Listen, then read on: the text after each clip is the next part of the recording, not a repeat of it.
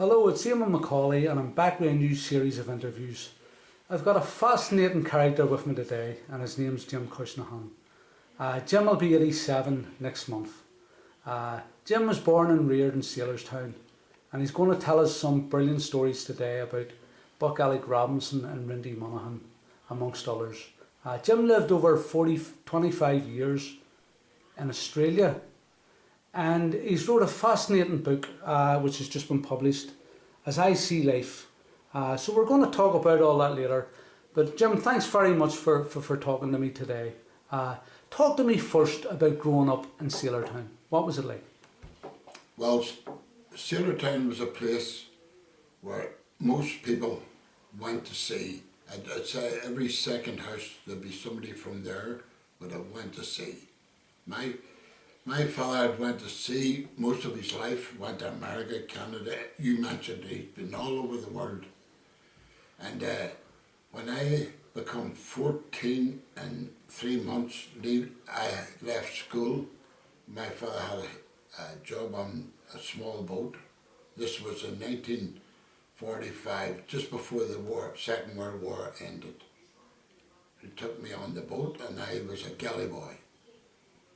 Being the galley boy, I had to come ashore. They give me a list of groceries and I had to go and get the groceries. But when we were on the boat, there'd be maybe a boat had been torpedoed or whatever. We would often go till just at the end of the lock and pick up the boat and take it in. And we tied up. As we tied it up, there'd be smoke and rubbish, everything. It would be still on fire. They'd come down, put parts of it out, and they'd always put up a big canvas, so that you could never see what was being taken off it. And more to us, it was the bodies. Right. And the tide shore, there's a tide, there's the boat. These people were there. The ambulances had come and they'd take them away. And then the food was very scarce. And I remember a destroyer tied up and we were beside it. And this British officer comes over on deck and he said, "By the way, who's the chief engineer?" And that was my father. And then he was a fireman engineer. So my father, he says, "I want steam theatre 9 o'clock. And my father says, "You're not getting steam to 9 o'clock. I'm not going off here at 6 o'clock. And I'm just telling you that straight now. You're in charge there, I'm in charge here." So I was says, "Can we not come to some agreement?" And he says, "Well, try me." So then the officer says, "By the way, have you used eggs?" And my father says, "Well, we could do with some, because we were only getting 1 egg a week, ration." So with doing that, the officer says, "How would you like a box of eggs? 12 dozen. And my father says, "Now we're talking." So he says, he said, "Well, let's see the eggs." And the guy brings a big square box of eggs.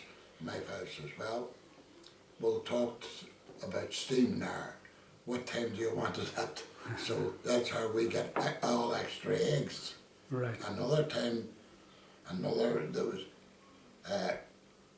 a ship had been hit just outside the lock, and there was American destroyers and different destroyers all tied up there.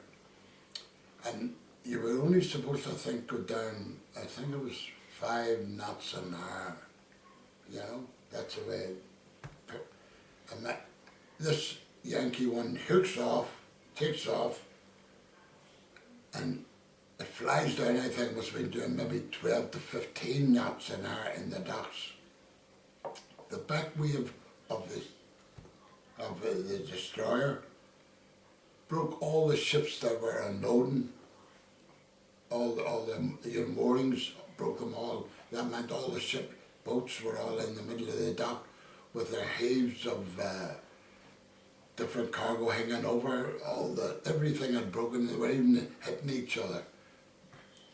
The Yanks wanted into the Germans. They were flying like motorbikes down the docks. Anyway, we soon afterwards, they brought in a boat. We had to go down, word had come through, we had to go down and meet it. But I think that the torpedo must have went straight through it, because it was in two halves, but it must have been together by under the wire, whatever, but there was a hole straight through it. And we brings it in, it was smoking and bellowing and all this. So, Sailorstown, a wonderful place to grow up in then? Oh, terrific. Great memories? Oh, you've got no idea. You said to me that you kept getting moved from school to school. Well, I when the bombs started raining down in Belfast, I was about 10-year-old, and we were put on a bus and sent up to Newtown, Hamilton, Armagh. There's me and my older brother, and we were boarding with a lady called Mrs. McAuley, dead now, of course. And we were there till my mother came up, maybe I think about a year later, and then we rented a house up there. And my sisters and whatever came up and stayed there. But it was a great learning point, because you're in a countryside we had never seen. I'd got a few wee jobs by picking potatoes and picking the potato season, and there was always a bit of extra cash. But I'll remember, I must have been working 50 hours and I was getting 10 shillings a week.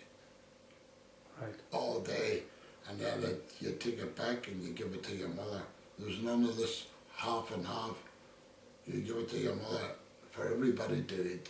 So 1948, you'd have been 18 then, when Rinty Monaghan won the World Flyweight title. I was. A man from Sailorstown. What do you remember about that?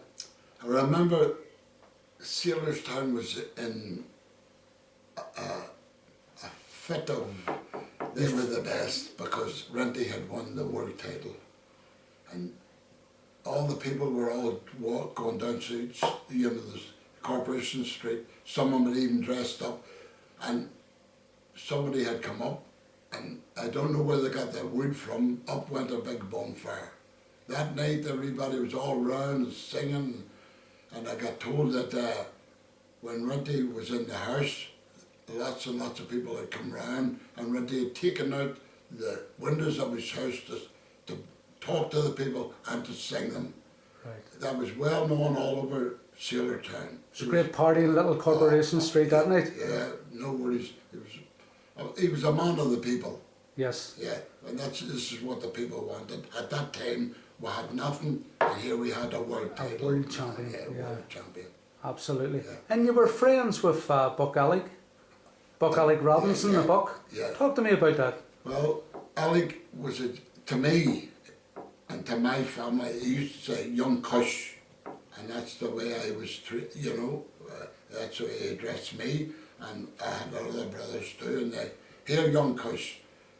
We didn't know how he knew us, but it must have been maybe through facial or whatever, but he knew my father well, because my father had been on a ship years and years before. Alec was only a young kid there, and he was going round the docks, and my father shouts from the boat, Alec. He knew him, because Buck was part of Sailorstown too. Yep. Alec, are you working? He says, no. And he knew my father. He said, no, Jimmy, I'm not. My father says, hold it there.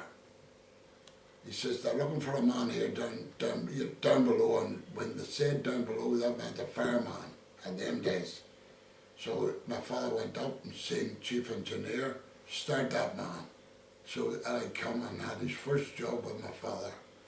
My father, they asked him, does he know anything about this? My father says, I'm going to stay doing double shifts with him for 2 or 3 days till he learns. And that was Alec started on that. Well, he was working and that's all you wanted. When you worked, you ate in them days. Well, Buck Alec Robinson's life was shrouded in mystery. There was rumours that he was a notorious gunman in the 20s. There was rumours that he was involved in the McMacken murders. There was rumours that he worked as a minder for Al Capone in Chicago. But these were all rumours. There's nothing, there's no hard facts. No. His whole life is shrouded in mystery. And there's a wonderful book there waiting to be wrote, but nobody knows the full story of Buck Alec Robinson. Well, now, he walked the Toothless Lion up and down York Street, you know that? Yeah. Well, I remember he had in the corner of Lower Donegal Street, there was very near the St Anne's Cathedral, there was a bombed out spare ground, and Alec put up a tent there. And I seen him coming out of the tent with his leopard skin on, you know. So they say that he had went into I wasn't in, I couldn't afford it, to tell you the truth, £6 or something. He wrestled the lion. He was a fearless, Fearless guy, a hard man. He was a hard man. Was. Now, Jerry's story, you've heard of Jerry's story? I did. Jerry's story, you knew him quite well, and Jerry's story said he was a gentleman. And Jerry's story says if anybody had a cursed around women, he'd have went mad. He respected women, he was a gentleman towards women. Yeah.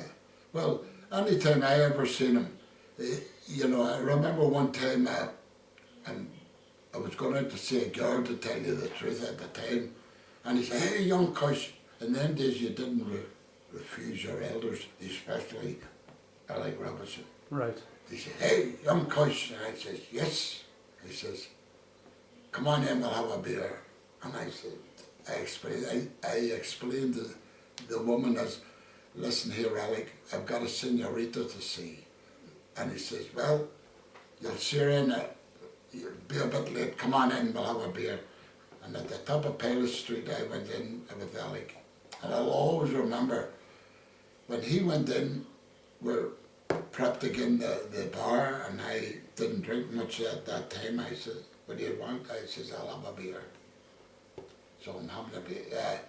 He said, he pointed to the guy who was, serving the people, and he says, "Mr. Bartender, I want you to come over here."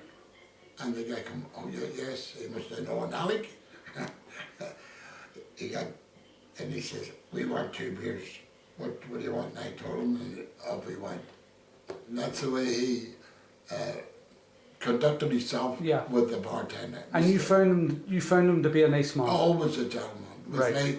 Yep. And my father and everybody else that I know, that's the way he was. Right. Yeah. That's the way you found him. You speak All as you the see. time. People can maybe say another side of him. I don't know. I wasn't there. I only can tell you what I know of him. Yeah. He was a person, he was a very gentle person to me and my family, by the way. Several of my family knew him, and they'd get to see him as me, "Young cuss, come over here till I have a talk with you." And that's the way he was. He never know nothing else but a gentleman,